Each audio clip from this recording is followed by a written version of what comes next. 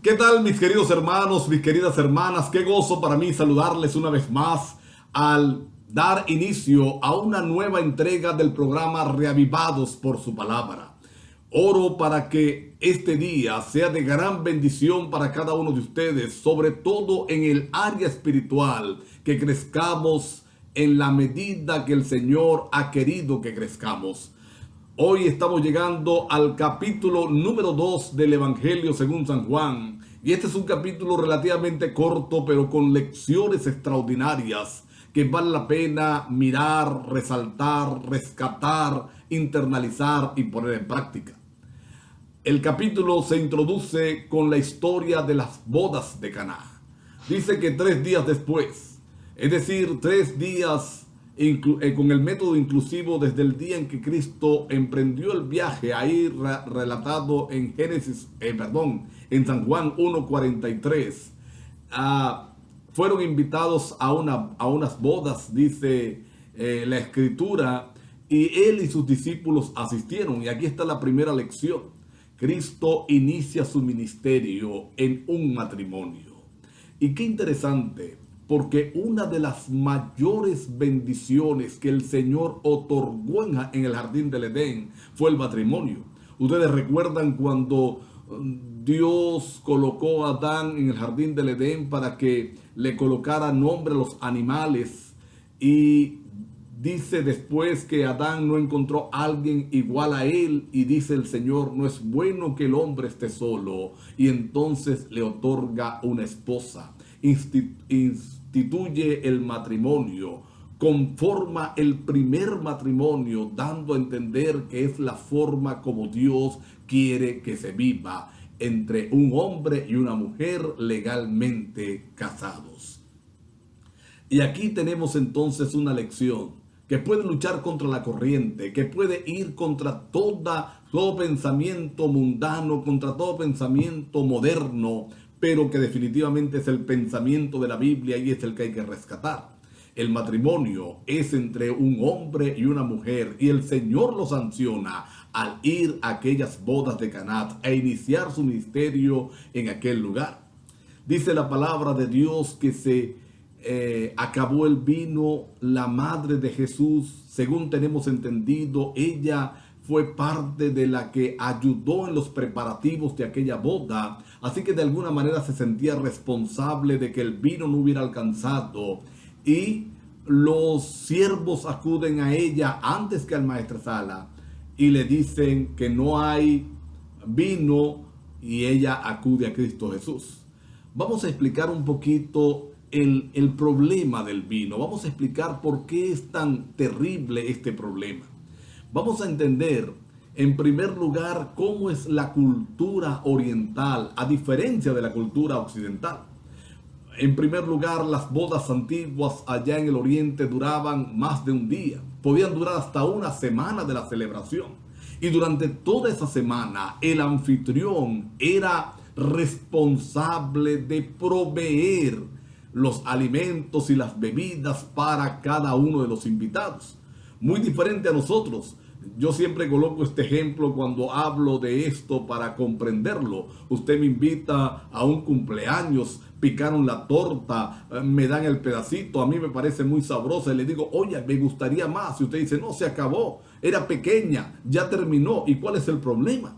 Pero en Oriente, el que una persona fuera invitada a unas bodas y durante las bodas, durante la celebración, se acabara lo que se repartía, se consideraba una falta de respeto grande, se consideraba una descortesía para con el invitado, así que era una falta grave, socialmente hablando.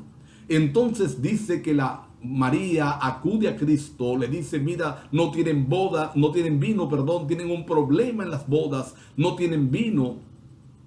Y la respuesta de Jesús pareciera ser una respuesta irrespetuosa, pero definitivamente no lo es. Lo que Cristo quería recordarle a María es que todavía no era el momento de declararse el Mesías, pero Él iba a ayudar, y María lo entendió.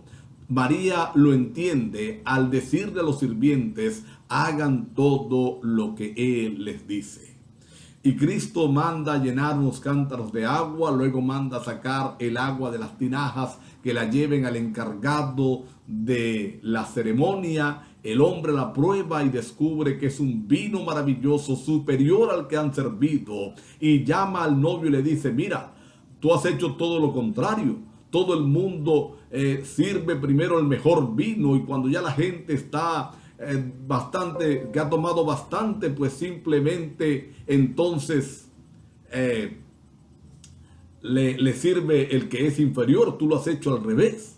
Bendito sea el Señor, mis hermanos, porque Dios siempre da lo mejor al final. Puede que cuando le recibamos, puede que cuando lo aceptemos, entonces no podamos o no tengamos todas las bendiciones, pero al final todo va a ser bien. Lo otro que yo aprendo de esta lección es que el Señor hace el milagro, pero los hombres tenemos que hacer nuestra parte. Los hombres tenemos que hacer lo que es necesario, lo que podemos hacer. Los siervos llenaron las tinajas de agua. Vamos a encontrar aquí también en este capítulo la purificación del templo, la primera purificación que se realiza. El Señor cambia y los discípulos recuerdan entonces el verso, el celo de tu casa me consume. Bendito sea el Señor, porque el Señor deseaba que su templo fuera una casa de oración y no un mercado como lo habían convertido. Le piden señal a cuenta de que tú haces esto, y entonces dice la palabra de Dios que el Señor les dice, destruiré este templo y en 3 días lo volveré a edificar. Y los fariseos, los judíos, los líderes religiosos le dicen, pero ¿cómo es posible? Duramos 46 años o se duró 46 años en la construcción y tú dices que 3 días. Pero él estaba hablando de su muerte y de su resurrección. Y definitivamente la analogía de su cuerpo como el templo no está descabellada, no está lejos de la realidad.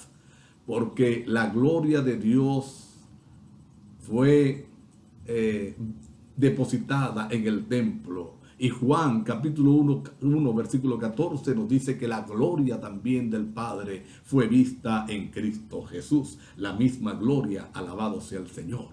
Y termina el capítulo diciendo que en la fiesta de las Pascuas muchos se convirtieron a Él, muchos aceptaron la verdad de su predicación, pero Él no se confiaba y dice que Él conocía a cada hombre. Él conoce las intenciones de cada uno de nosotros. Dios nos ayude en este día a que Él santifique nuestras intenciones y podamos vivir a la altura de lo que Él desea. Vamos a inclinar nuestro rostro para orar. Querido Padre que estás en los cielos, por favor ayúdanos a entender los milagros maravillosos que quieres hacer en nuestras vidas, así como lo hiciste en la boda de Caná. Lo que nos falta, tú lo vas a proveer, Señor. Lo que falta para nuestra bendición, tú lo vas a dar. Queremos confiar en esa promesa en este día. Toma nuestra vida como enteramente tuya. Nos consagramos a ti en el nombre de Jesús. Amén. Dios me les bendiga, mis queridos amigos. Les la acompañe. Lindo día para cada uno de ustedes.